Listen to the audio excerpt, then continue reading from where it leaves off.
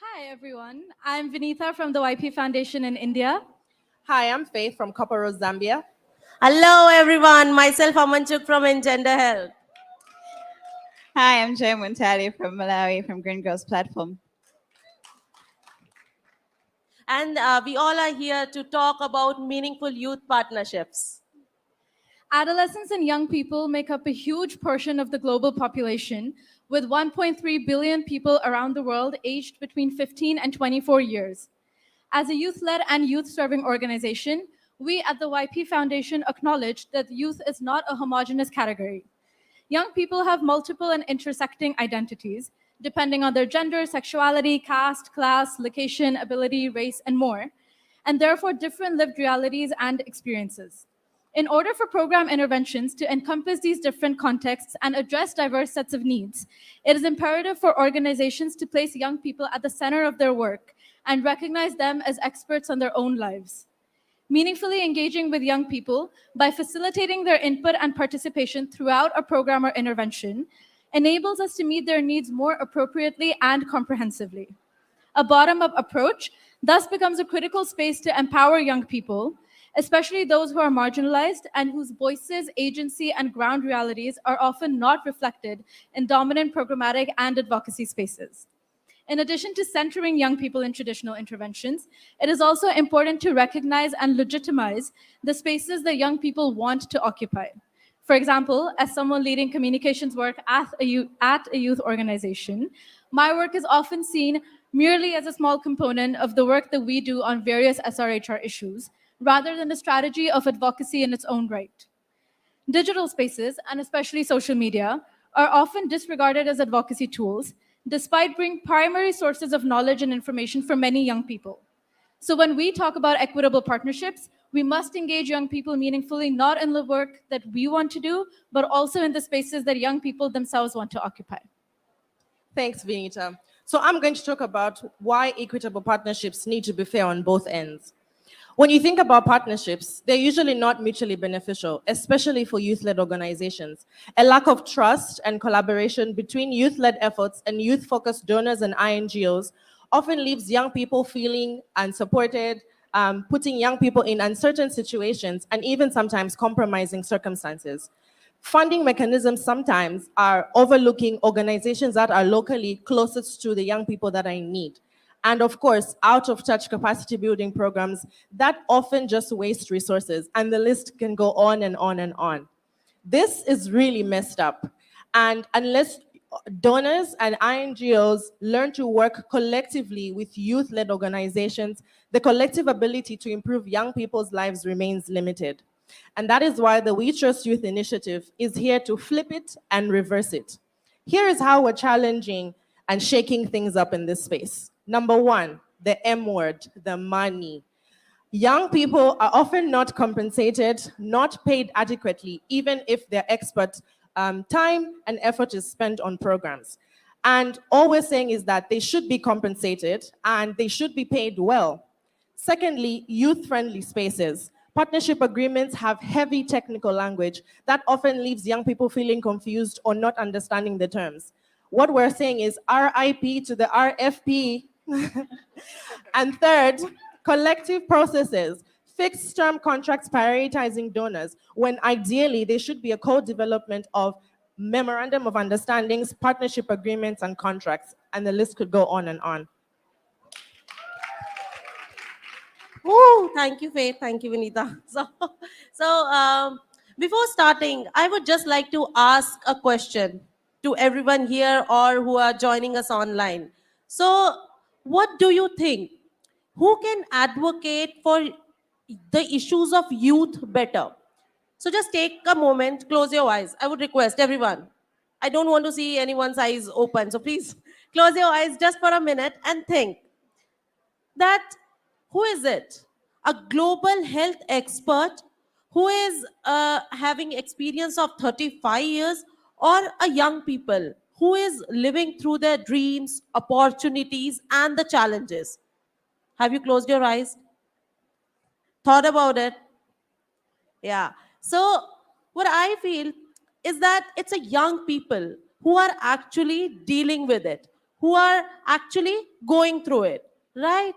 So we at Engender Health are committed towards working to have a world where sexual and reproductive health rights are respected as human rights. And being an international NGO, we value intergenerational partnerships. We value intergenerational partnerships because we understand that diverse groups have different needs, and therefore we value diversity of thought, diversity of partners we work with, so as to have a meaningful, equitable, inclusive, and transparent partnership. Thank you. And with this, whilst partnering, we collectively come together. We collectively come together to motivate, to support, and to uplift each other. And with this, I would like to quote a saying by Henry Ford that when everyone moves forward, when everyone is moving forward, success takes care of itself, right? So we at Engender Health work at all levels of our organization, like from supporting young people to advocate for their SRHR needs for themselves, especially to working with youth-led collectives, global youth-led collectives like We Trust Youth and Yield Hub, to collectively come together and to push ourselves and our SRHR needs to work and collaborate with young people more equitably and more meaningfully. So, in my opinion, if you'd ask me, the key to being able to meaningfully partner with young people is the need to work on ourselves and become better partners. So, this means working to reflect on, challenge, and change our own biases, prejudices, and the stereotypes that often directly or indirectly reflect on how we treat people, how we partner with them. And the second one is that learning how to share power and work. How to share power and work, and then practice it to dismantle the inequitable systems and the programs that we see, and that undermine the voices, the lived experiences, and the expertise that young people bring to the table. So, in the end, I would just like to emphasize on that we must come together and work together. We shall come together to address the inequality that we see in how we partner with youth, and we shall come together to work towards to have a generation equal world. Thank you. Thanks, Aman. I think I speak for all of us here when I say that as ICFP 2022 comes to a close, we as youth organizations commit to creating and strengthening spaces for diverse young people, and to not only engage with them, but to also actively work on facilitating their leadership and making them leaders for tomorrow. Thank you, Vanita. And as youth-led organizations, we are calling on donors and INGOs and other youth-led organizations to change the way that we partner and work with young people. The goal is, one, to make sure that the inequitable partnerships, the inequalities that are existing in the partnerships between donors and INGOs and youth-led organizations end, and that young people are able to thrive in those relationships. And secondly, we would like to promote intentional and equitable partnerships. Partnering with young people should be intentional, not something that is mandatory, but something that is intentional, and it should be equitable. And making sure that young people enjoy the same rights and they enjoy the same resources as the donors and INGOs. And how can this be achieved? Thank you. And this can only be achieved if, as young people, we work together, the same way we're doing here at We Trust Youth, as well as with YP Foundation and Gender Health. If we work together, we can be able to come up with a collective voice and advocate for the same spaces that we want. And secondly, we have to reimagine the structures and the systems that exist. As Faith already said, RIP to RFP, the request for proposals should rest in peace. It should be reimagined systems by young people. And lastly but not least, we should be able to implement the reimagined systems that are done by young people.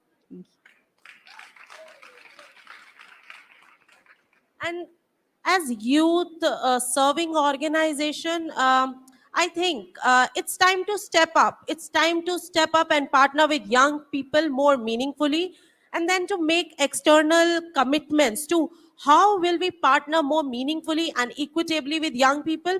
And also, as partners, we shall focus upon addressing our own biases, prejudices, and stereotypes. And apart from this, we shall practice to share work and power with young people to meaningfully and equitably partner with them. So that's from me. Thank you.